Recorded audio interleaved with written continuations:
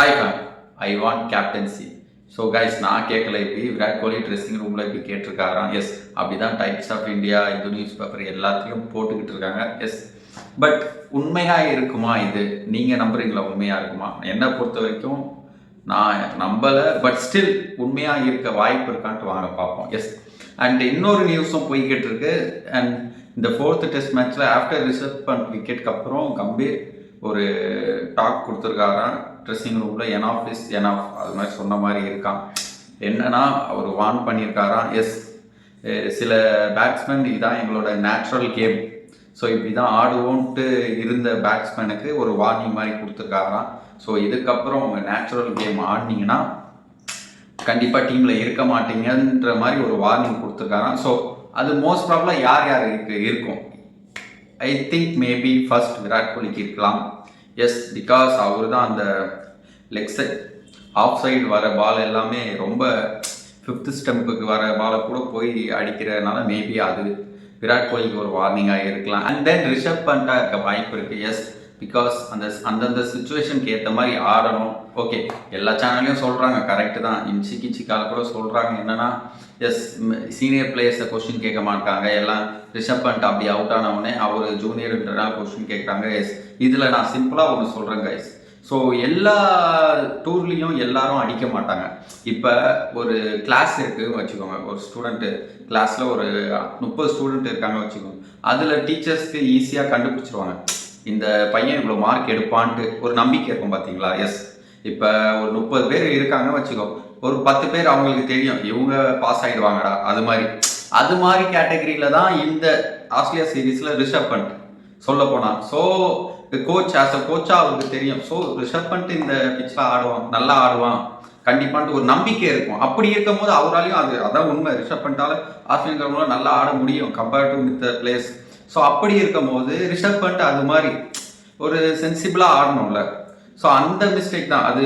Like teacher இப்போ ஏதாவது தப்பு பண்ணால் கரெக்ட் பண்ணுவாங்களா, அது மாதிரி தான் என்னை பொறுத்த வரைக்கும் ரிஷப் பண்ட் பண்ணுறது கண்டிப்பாக தப்பு தான். ஸோ அதை கரெக்ட் பண்ணி தான் ஆகணும். சுச்சுவேஷனுக்கு ஏற்ற மாதிரி ஆடினா தான் நம்ம மேட்ச் வின் பண்ண முடியும். ஓகே அண்ட் தேர்ட் கண்டிப்பாக ரோஹித் சர்மாவாக தான் இருக்கும். எஸ் பட் ஒரே ஒரு அட்வைஸ் தாங்க நான் ரோஹித் சர்மாவுக்கு தர விரும்புவேன்.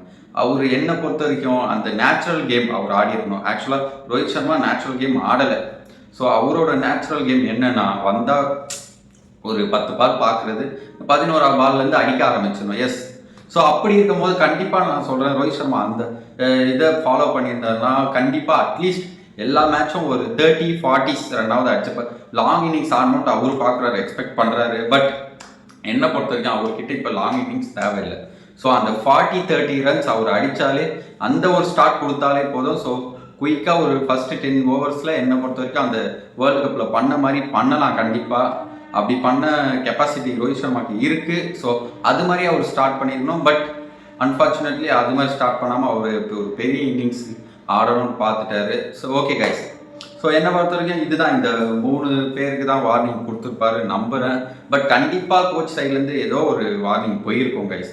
ஏன்னா கண்டிப்பாக இவங்க தோத்தாங்கன்னா இவங்களை அஃபெக்ட் பண்ணுறது கோச் அஃபெக்ட் பண்ணும் கண்டிப்பாக கம்பீருக்கு. ஸோ அதனால் கண்டிப்பாக ஒரு வார்னிங் போயிருக்கும். ஸோ 5th டெஸ்ட்டில் மேபி பார்ப்போம் என்ன இந்த மாதிரி சேஞ்சஸ்லாம் நடக்குதுன்னு தெரில. பட் கண்டிப்பாக நடக்கும். அண்டு அதே மாதிரி ஒரு ரூமர் போய்கிட்டு இருக்கு ரோஹித் சர்மா ரிட்டையர் ஆக போகிறாருன்ட்டு. அது கண்டிப்பாக அப்படி இருக்க வாய்ப்பே இல்லை. கண்டிப்பாக ரோஹித் அண்ட் விராட் இன்னும் கொஞ்சம் லாங்காக ஆடுவாங்க. அண்ட் தென் அதான் இந்த டாபிக் எதுக்கு நம்ம வந்தோம். எஸ் நம்ம விராட் கோலி கேப்டன்சி கேட்ட மாதிரி. ஸோ என்னை பொறுத்த வரைக்கும் கேட்டிருப்பாரானா இல்லை, கண்டிப்பாக வாய்ப்பே இல்லை. Because Bumrah already vice captain Bumrah இருக்கும் போது கண்டிப்பாக கேட்டிருக்க மாட்டார். அதுவும் விராட் கோலியும் எண்ட் ஆஃப் த கரியரில் இருக்கும் போது வாய்ப்பே இல்லை. At the same time suppose Virat Kohli Bumrah captaincy பண்ண முடியலாம். ஏன்னா பும்ரா எல்லா மேட்சும் இருக்க மாட்டார். ஸோ இந்தியன் பிச்சிலலாம் டெஸ்ட் ஆடும்போதெல்லாம் வாய்ப்பே இல்லை, ரெஸ்ட் கொடுத்துருவாங்க பும்ராவுக்கு. ஸோ அப்படி இருக்கும் போது யார் கேப்டனாக இருக்க வாய்ப்பு இருக்குன்னா நம்ம ரிஷப் பண்ட் கேப்டனாக இருக்க வாய்ப்பு இருக்குது. ஓகே கைஸ், இந்த வீடியோ பிடிச்சிருந்தா கமெண்ட் பண்ணுங்கள், லைக் பண்ணுங்கள், ஷேர் பண்ணுங்கள், நம்ம சேனலை சப்ஸ்கிரைப் பண்ணுங்கள். அண்ட் மோஸ்ட்லி உங்களோட கிரிவன்சஸை இந்த கமெண்ட் மூலயமா சொல்லுங்கள். Yes see you next video. Bye.